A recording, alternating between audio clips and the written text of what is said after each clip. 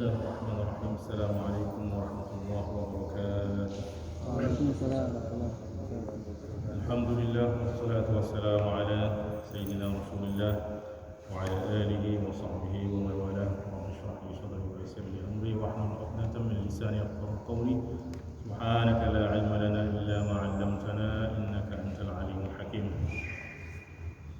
Amma ba'du, ikhwatul iman, jamaah salat zuhur yang dirahmati Allah Subhanahu wa taala. Kita lanjutkan kembali kajian kitab Riyadhus Shalihin Imam An-Nawawi rahimahullah taala wa radhiya anhu wa qaddasa sirrahu wa nawwara rihahu wa nafa'ana bi 'ulumihi wa 'ulumi masyayikhina fid darain. Amin. Hadis yang kedua, wa an ummil mu'minin ummi Abdillah Aisyah radhiyallahu anha qalat qala Rasulullah sallallahu alaihi wa alihi wa sallama yaghzu jayshun al-Ka'bata fa idza kanu bi bayda'a min al-ardi yukhsafu bi awwalihim wa akhirihim. Qalat yani ummuna Aisyah قلت يا رسول الله كيف يخسف بأولهم وآخرهم وفيهم أسواقهم ومن ليس منهم قال يخسف بأولهم وآخرهم ثم يبعثون على نياتهم متفق عليه هذا لفظ البخاري. Diriwayatkan dari Ummul Mukminin Aisyah radhiyallahu anha, Rasulullah sallallahu alaihi wasallam bersabda, ada pasukan besar nanti di akhir zaman akan bertujuan memerangi dan menghancurkan Ka'bah. Dan ketika mereka sudah sampai di padang pasir sebelum masuk ke Mekah, yukhsafu bi awwalihim wa akhirihim. Semua pasukan tersebut ditenggelamkan ke dalam bumi oleh Allah Subhanahu wa taala.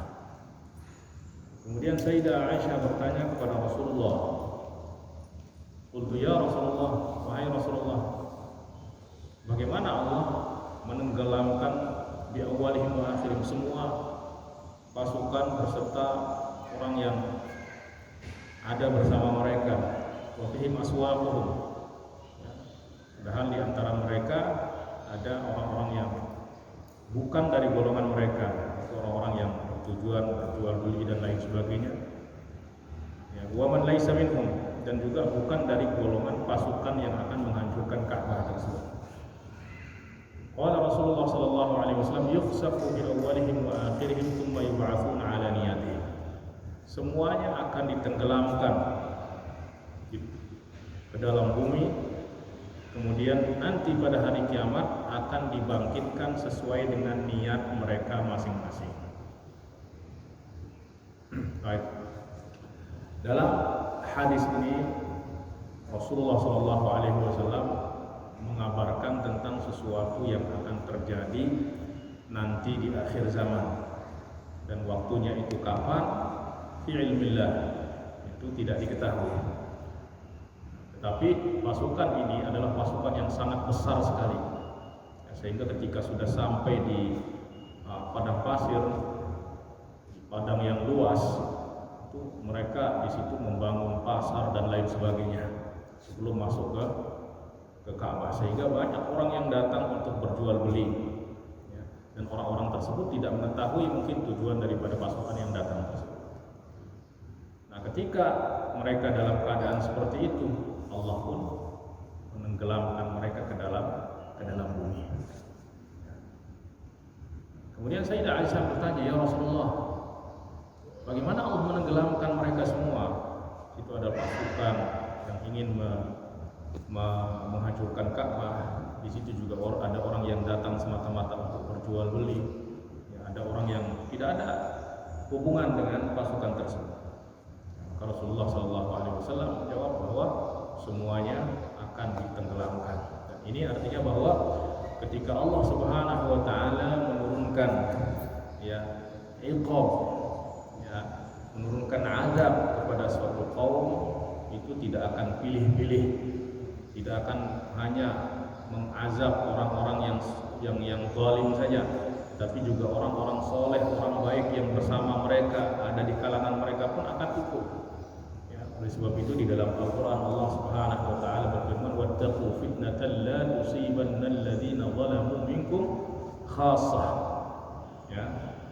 Ittaqu, jauhilah, hindarilah fitnah, itu azab dari Allah Subhanahu wa taala yang bukan hanya menimpa orang-orang yang zalim saja, tetapi juga orang-orang baik pun akan dikenakan dengan azab yang diturunkan kepada orang-orang zalim tersebut. Nah, tetapi kemudian nanti di hari kiamat Allah Subhanahu wa taala akan membangkitkan mereka sesuai dengan niat mereka masing-masing. Maka di sini Allah Subhanahu wa taala memperlakukan seseorang nanti itu sesuai dengan niatnya. Apabila niatnya baik, maka dia bangkitkan dalam keadaan baik. Dan ini juga fikih yang harus betul-betul kita pahami di dalam hal yang berkaitan dengan musibah bencana yang menimpa kita. Sering sekali kita mengatakan, oh ini bencana ini adalah azab untuk orang-orang yang ada di tempat tersebut. Mereka banyak berbuat maksiat dan lain sebagainya. Semuanya dimusnahkan oleh Allah Subhanahu wa taala. Kita tidak bisa mengatakan demikian. Kenapa? Karena di antara mereka ada orang-orang yang soleh, ada orang-orang yang baik, ada orang-orang yang bukan orang-orang yang zalim. Tetapi nanti pada hari kiamat Allah akan membangkitkan mereka sesuai dengan keadaan mereka masing-masing. Apabila ditimpakan azab ataupun ditimpakan bencana oleh Allah Subhanahu wa taala, sementara mereka dalam keadaan zalim, mereka pun nanti akan dibangkitkan sebagai orang yang zalim. Tapi apabila mereka adalah orang-orang yang soleh, maka akan dibangkitkan sebagai orang-orang yang soleh. Nah, maka di sini penting sekali untuk kita menjaga niat kita. Seperti tadi ada orang-orang yang datang berkumpul dengan pasukan yang ingin menyerang Ka'bah tersebut, tetapi mereka sendiri tidak ada tujuan untuk menyerang Ka'bah. Tujuannya semata-mata untuk berjual beli dan lain sebagainya. Maka nanti pada hari kiamat mereka akan dibangkitkan sesuai dengan tujuan mereka berbuat tersebut. Maka di sini pentingnya kita menjaga niat di dalam setiap apa yang kita lakukan. Kenapa? Karena kita tidak mengetahui ajal itu akan datang kepada kita kapan. Kita tidak bisa memilih ajal kita datang ketika kita sujud, ketika kita sholat, ketika kita ruku, berbuat kebaikan, tidak bisa. Karena aktivitas keseharian kita itu sangat banyak sekali. Tapi yang bisa kita lakukan adalah kita bisa meniatkan kebaikan dari segala aktivitas kita. Kita bisa meniatkan apa yang kita lakukan untuk niat-niat kebaikan, untuk menyokong ibadah kita, sehingga semua aktivitas kita selama tidak bertentangan dengan agama itu bisa dikategorikan sebagai ibadah. Sehingga kalau kita meninggal dalam keadaan tersebut, kita pun meninggal dalam keadaan beribadah. Jadi sekali lagi kita tidak bisa memilih kita mati dalam keadaan sujud dan lain sebagainya. Tapi yang bisa kita pilih adalah kita bisa meninggal dalam keadaan beribadah. Baik, hadis yang ketiga, wa an Aisyah radhiyallahu anha qalat qala an-nabiy sallallahu alaihi wasallam la hijrata ba'da al-fath walakin jihadun wa niyyah wa idza istunfirtum fanfiru muttafaqun alaihi. Wa ma'nahu la hijrata min Makkah li'annaha sarat dar Islam. Baik, dalam hadis yang ketiga ini juga diriwayatkan oleh Sayyidah Aisyah radhiyallahu anha, Rasulullah sallallahu alaihi wasallam bersabda, la hijrata ba'dal fath. Tidak ada hijrah, hijrah yang syar'iyyah bil mafhum asy-syar'i, dengan pemahaman ataupun dengan istilah syar'i, yaitu hijrah dari dari darul kufri, dari negeri yang memang itu adalah murni negeri orang kafir, kepada darul Islam illa ba'da al-fathi, setelah penaklukan kota Makkah. Artinya tidak ada hijrah, artinya hijrah yang dilakukan dari Makkah ke Madinah, jika itu dilakukan setelah penaklukan kota Makkah, maka itu tidak dianggap sebagai hijrah yang syar'i. Ya, dalam artian bukan hijrah seperti orang-orang yang berhijrah sebelum penaklukan kota Makkah, di mana Makkah pada saat itu masih menjadi darul kufrin, darul kufr, ya, negeri orang-orang kafir, ya, yang bertujuan memerangi orang-orang Islam, bertujuan untuk memerangi Rasulullah Sallallahu Alaihi Wasallam. Ya, maka hijrah dalam makna yang dianjurkan oleh Rasulullah Sallallahu Alaihi Wasallam, yaitu berhijrah dari darul kufri kepada darul Islam atau dari Mekah ke Madinah, itu tidak berlaku lagi. Artinya pahalanya tentu tidak akan sama dengan orang-orang yang berhijrah sebelum penaklukan kota Mekah. Ya. Karena setelah penaklukan kota Mekah, Mekah itu bukan lagi darul kufri, tetapi sudah berubah menjadi darul Islam. Walakin jihadun wa niyah, tetapi yang masih ada adalah jihad dan niat. Ya. Niat apa? Niat berhijrah itu masih ada. Ya. Niat, ya, orang ingin meninggalkan suatu perbuatan buruk kepada kebaikan, itu juga dianggap sebagai hijrah. Oleh sebab itu Rasulullah Sallallahu Alaihi Wasallam bersabda, al-hijratu man hajara ma nahallahu anhu. Hijrah itu adalah, hijrah yang sebenarnya adalah meninggalkan apa yang dilarang oleh Allah Subhanahu wa taala, ya, menuju sesuatu yang diperintahkan oleh Allah Subhanahu wa taala. Wa idza stumfirtum fanfiru, ya, dan apabila kalian diajak, ya, untuk berperang melawan orang-orang kafir, maka infiru, maka pergilah di dalam peperangan tersebut. Ya. Nah, maka di dalam hadis ini Rasulullah Shallallahu Alaihi Wasallam menjelaskan, ya, bahwa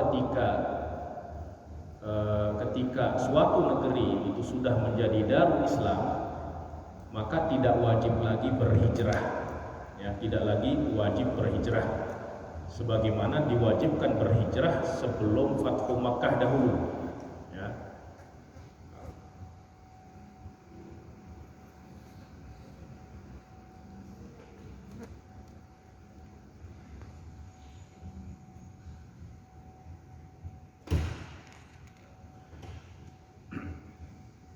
Kemudian hadis yang keempat, wa an Abi Abdullah Jabir bin Abdullah al-Ansari radhiyallahu anhuma qala kunna ma'an Nabi sallallahu alaihi wasallam fi ghazatin faqala inna bil madinati la rijalan ma sirtum masiran wa la qata'tum wadiyan illa kanu ma'akum habasahumul maradu wa fi riwayatin illa sharikukum fil ajri rawahu Muslim wa rawahu al-Bukhari an Anas radhiyallahu anhu qala رجعنا من غزوة تبوك مع النبي صلى الله عليه وسلم فقال إن أقواما خلفنا بالمدينة ما سلكنا شعبا ولا واديا إلا وهم معنا حبسهم العذر. Diriwayatkan dari Abu Abdullah Jabir bin Abdullah al-Ansari radhiyallahu anhuma, beliau berkata, suatu ketika kami bersama Rasulullah Shallallahu Alaihi Wasallam di dalam peperangan atau di dalam perjalanan menuju peperangan. Di dalam riwayat lain, peperangan itu adalah peperangan Tabuk, ya, perjalanan menuju perang atau perjalanan pulang dari perang. Kemudian Rasulullah Shallallahu Alaihi Wasallam bersabda, Inna bil Madinati, sesungguhnya di Madinah ada orang-orang yang tidaklah kalian menempuh suatu perjalanan atau melewati lembah-lembah di dalam perjalanan menuju jihad illa kanu ma'akum, kecuali mereka bersama kalian. Bersama kalian artinya seakan-akan mereka tetap bersama kalian. Pahalanya juga sama seperti pahala kalian. Ya. Habasahumul udhr, tetapi mereka tidak bersama kalian. Kenapa? Karena mereka ditahan oleh penyakit atau mereka dalam keadaan sakit sehingga mereka tidak bisa bersama kalian. Di dalam riwayat lain, illa syarikukum fil ajri. Artinya apa? Mereka ada di Madinah tetapi pahalanya sama seperti pahala kalian yang pergi berjihad. Ya. Di dalam riwayat lain sahabat bertanya, "Ya Rasulullah bil Madinati ya Rasulullah?" Qala wa hum bil Madinah. Ya Rasulullah, apakah mereka mendapatkan pahala yang sama seperti kita padahal mereka berada di Madinah? Rasulullah menjawab, betul, mereka mendapatkan pahala yang sama padahal mereka ada di Madinah. Kemudian Rasulullah menjelaskan sebabnya, habasahumul uzru, mereka ditahan, tertahan, tidak bisa ikut berjihad karena ada uzur, ya, ada sebab, yaitu mereka diantaranya ada yang sakit, ada yang tidak mampu, tidak memiliki biaya untuk tidak memiliki peralatan dan lain sebagainya. Ya. Warawahul Bukhari an Anas, kemudian hadis ini juga diriwayatkan oleh Imam Al Bukhari dari Sayyidina Anas radhiyallahu anhu. Beliau mengatakan, raja'na min ghazwati Tabuk, kami pulang dari perang Tabuk bersama Nabi sallallahu alaihi wasallam. Faqala inna aqwaman khalafana bil Madinah. Ya, ada sekelompok orang yang tinggal, ya, di Madinah. Ma salakna syai'ban, tidaklah kita melewati jalan-jalan kecil, wala wadiyan, atau melewati lembah-lembah, illa wahum ma'ana, kecuali mereka bersama kita. Ya. Habasahumul udhr, ya, artinya bersama kita di dalam pahalanya walaupun mereka berada di Madinah. Apa sebabnya? Habasahum al-udhr, mereka ditahan oleh uzur yang syar'i. Nah, maka di dalam hadis ini pentingnya niat walaupun kita tidak bisa melakukan suatu perbuatan. Itulah sebabnya Rasulullah SAW bersabda, niyatul mu'mini khairu min amalihi. Niat seorang mukmin itu lebih baik dari amalnya. Kenapa? Karena niat, ya, niat itu bisa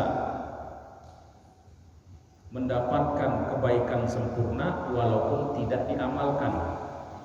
Kita sudah berniat melakukan kebaikan, tetapi kita tidak bisa melakukannya karena ada halangan. Maka apa yang kita niatkan sudah tercatat sebagai kebaikan yang sempurna. Kutibat lahu hasanatun kamilah, tercatat baginya satu kebaikan yang sempurna.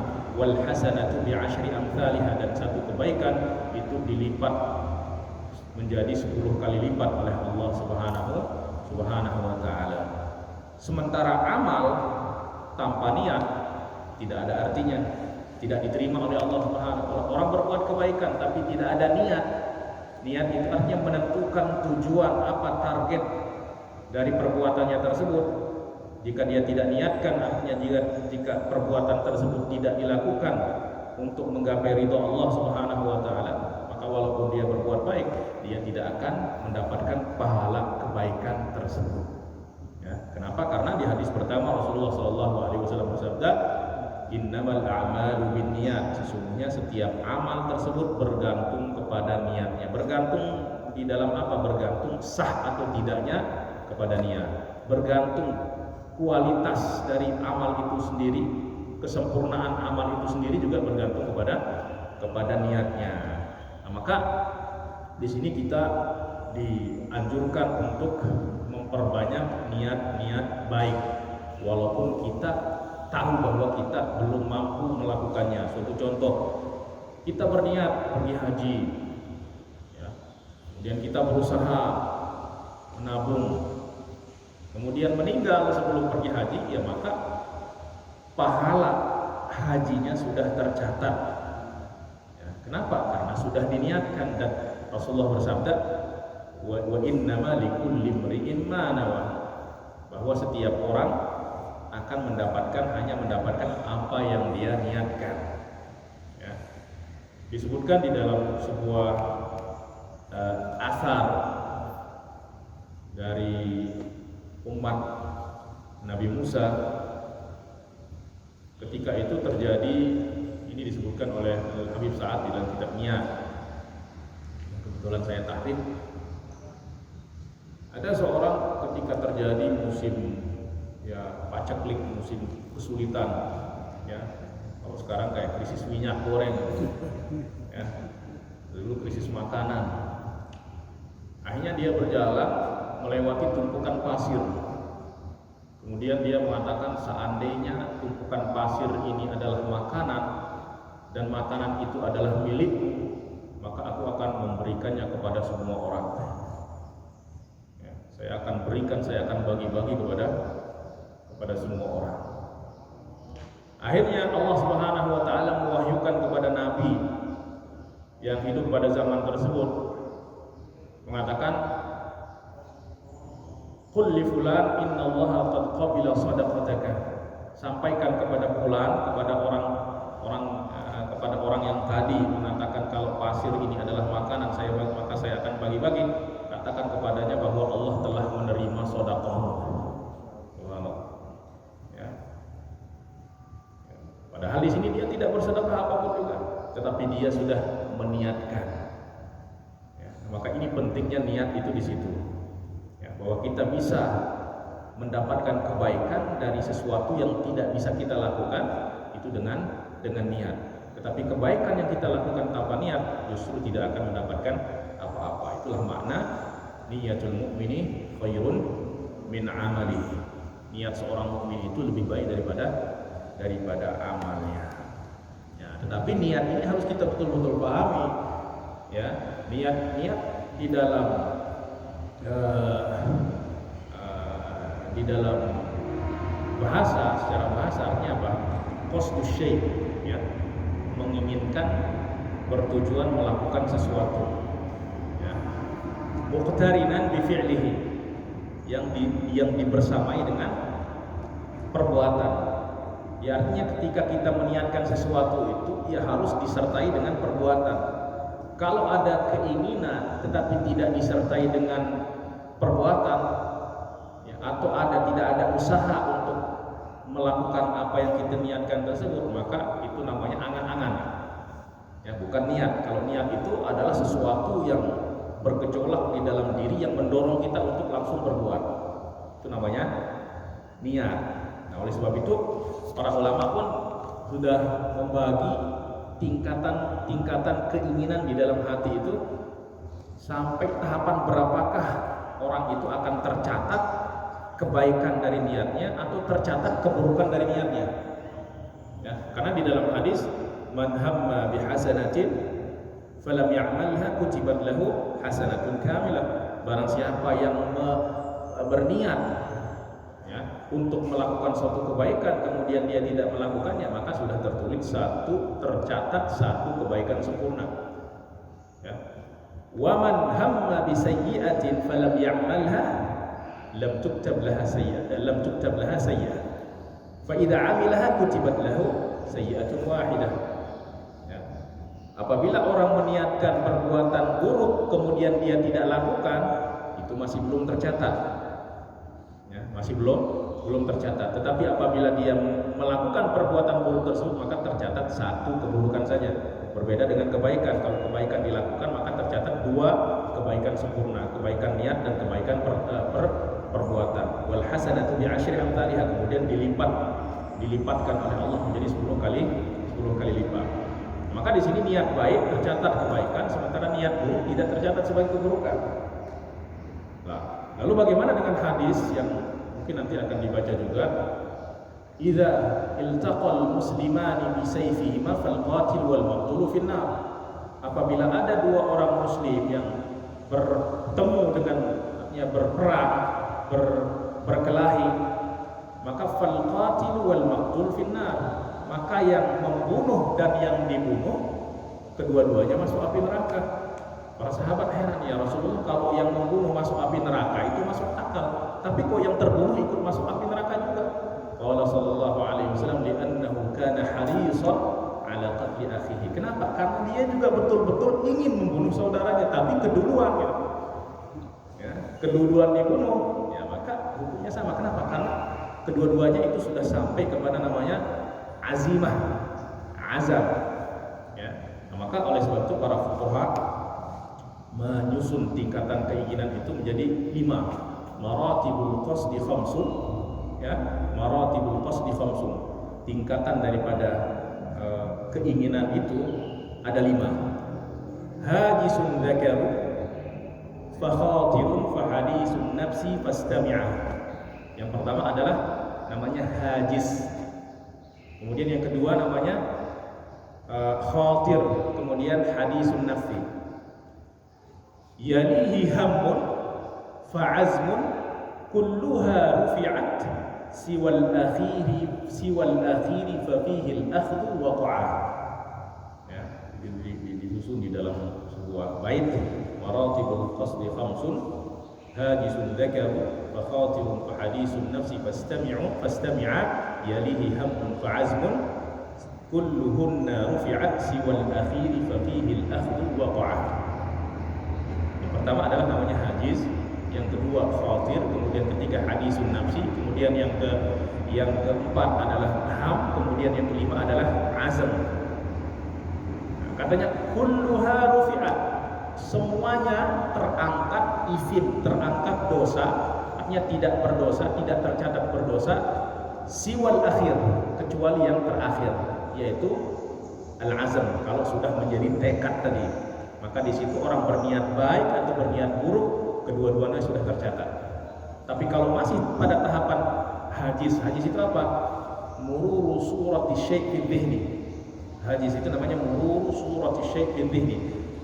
Melintasnya gambaran sesuatu ataupun sesuatu di dalam hati, di dalam benak kita, ya, terlintas, melintas begitu saja. Nah, itu namanya hajiz. Kemudian khatir, khatir itu apa? Khatir itu subutu surati syai'. Nah, tadi kan cuma melintas, melewat begitu saja. Nah, kalau dia diam, ya, sudah berdiam di dalam pikiran, di dalam hati, namanya khatir. Nah, kemudian setelah dia diam, berulang-ulang, datang lagi, datang, timbul, datang, datang, ya, hilang, datang, hilang, selalu berulang-ulang, namanya hadisun nafsi. Ya, sehingga orang sudah mulai berbicara dalam dirinya sendiri. Ini hadisun nafsi. Nah, ini masih belum, artinya saya mau melakukan sesuatu, itu sudah ada percakapan di dalam diri itu. Ya. Kemudian diikuti dengan ham. Ham ini adalah sudah sampai kepada tahapan ada kecenderungan untuk berbuat. Ya. Kalau tadi itu masih hanya sekedar obrolan di dalam diri ingin melakukan sesuatu. Kalau ham ini sudah ada kecenderungan untuk berbuat. Kemudian yang ketiga adalah, yang kelima adalah azimah. Azimah itu udah tekad bulat untuk berbuat. Nah, ini yang dimaksud dengan apa? Dengan tadi li'annahu kana harisan 'ala qatli akhihi. Karena dia betul-betul sudah bertekad untuk membunuh saudaranya. Ya. Maka itu yang dimaksud dengan niat, yaitu yang merupakan bukan hanya sekedar kecenderungan untuk berbuat, tetapi ada keinginan kuat untuk berbuat. Ya, maka ini sudah tercatat sebagai kebaikan atau juga tercatat sebagai keburukan. Ya. Dan ini juga dijelaskan di dalam hadis lain yang diriwayatkan oleh Imam Tirmizi, ya, dari Abu Kabsyah Al-Anmari radhiyallahu anhu, innama mathalu hadhihi al-ummah kamathali arba'ati rajulin. Kamathali arba'ati rajulin, rajulun ataahu Allahu 'ilman wa malan fa huwa yunfiqu, ya, fa huwa yunfiqu malahu fi haqqihi. Wa hadha fi 'ala 'ilmihi. Wa rajulun ataahu Allahu 'ilman wa lam yu'tihi malan fa qala ay bi'ilmihi law atani Allah mithla ma ata fulanan la'amiltu fihi mithla alladhi 'amila. Qala sallallahu alaihi wasallam huma fil ajri sawa. Wa rajulun ataahu Allahu malan wa lam yu'tihi 'ilman fahuwa yunfiqu malahu fi ghairi haqqihi wa rajulun lam yu'tihi Allahu 'ilman wala malan faqala law atani Allahu mithla ma ata fulanan la'amiltu bihi mithla alladhi 'amal faqala huma fil wizri sawa. Ya, ada 4 orang kata Rasulullah. Yang satu, yang pertama diberikan harta, diberikan ilmu. Maka dengan ilmunya dia bisa mengalokasikan hartanya, bisa memanfaatkan hartanya di jalan yang benar. Maka tentu ini adalah berada pada tingkat yang tertinggi. Kemudian ada orang yang diberikan ilmu tapi tidak diberikan harta. Dengan ilmunya, karena dia diberikan ilmu, dia meniatkan kalau seandainya saya diberikan seperti apa yang diberikan kepada orang yang tadi bersedekah, berinfak dan lain sebagainya, la'amiltu fihi mithla alladhi 'amal, maka saya pun akan melakukan hal yang sama. Maka apa kata Rasulullah? Huma fil ajri sawa. Pahalanya sama. Lah kok ini kok bisa sama padahal ini enggak berbuat, ini berbuat. Dia sudah sebenarnya kalau dia betul-betul memiliki, dia pun akan berbuat. Tetapi ada uzur, yaitu apa? Tidak memiliki. Maka ya sama seperti hadis tadi yang hadis kedua tadi. Inna rijalan bil madinati masirtum masiran wa laqatartum wadiyan illa ma'akum atau illa syarikukum fil ajri. Mereka ada di Madinah, sedang berbaring, sedang tidur dan lain sebagainya bersama keluarga, tapi pahalanya sama seperti orang yang berperang. Habasahumul udhur, mereka tertahan oleh udhur. Ya, maka demikian juga yang ini. Kemudian warajulun atahu Allahu malan wa lam yu'tihi ilman. Ada yang diberikan harta kekayaan tapi tidak ada ilmu sama sekali. Ilmu yang dimaksud di sini bukan berarti harus menguasai ilmu syariat, tidak. Tahu ilmu yang dimana dia dengan ilmu ini dia tahu di mana dia harus menggunakan rezeki yang Allah Subhanahu wa taala berikan kepadanya. Ya. Nah, ini diberikan harta tapi tidak ada ilmu, sehingga apa? Dia menggunakan hartanya bukan di jalan yang benar. Seharusnya dia gunakan untuk kebaikan-kebaikan, justru dia gunakan untuk kemaksiatan wal-iyadu billah. Kemudian ada orang yang lebih naas lagi. Lam yu'tihi Allahu 'ilman wala malan. Udah enggak diberikan harta, enggak diberikan ilmu lagi. Melihat orang-orang yang menghamburkan hartanya untuk bermaksiat, dia mengatakan law atani Allahu mithla ma ata fulan la'amiltu fihi mithla alladhi 'amal. Kalau seandainya Allah memberikan apa yang diberikan kepada si fulan, kepada orang tersebut, saya pun akan melakukan hal yang sama. Masya Allah, maka kata Rasulullah, huma fil wizri sawa, maka dosanya sama. Subhanallah. Ya, maka ini pentingnya niat. Ya, niat itu adalah tekad bulat untuk berbuat. Apabila kita bertekad bulat untuk berbuat kebaikan, maka Allah akan mencatat kebaikan walaupun kita tidak melakukannya. Kita bertekad bulat untuk melakukan suatu keburukan, maka tercatat keburukan walaupun kita tidak melakukannya. Apabila itu sudah sampai kepada azam ini tadi, itu kepada azimah. Tapi kalau masih ya sekedar hadis atau hadisun nafsi atau khatir atau ham, yaitu kecenderungan untuk berbuat, keinginan untuk berbuat, tapi belum sampai kepada tekad, itu masih kulluhunna rufi'at, ya, dosanya masih belum tercatat kecuali yang terakhir yaitu azimah.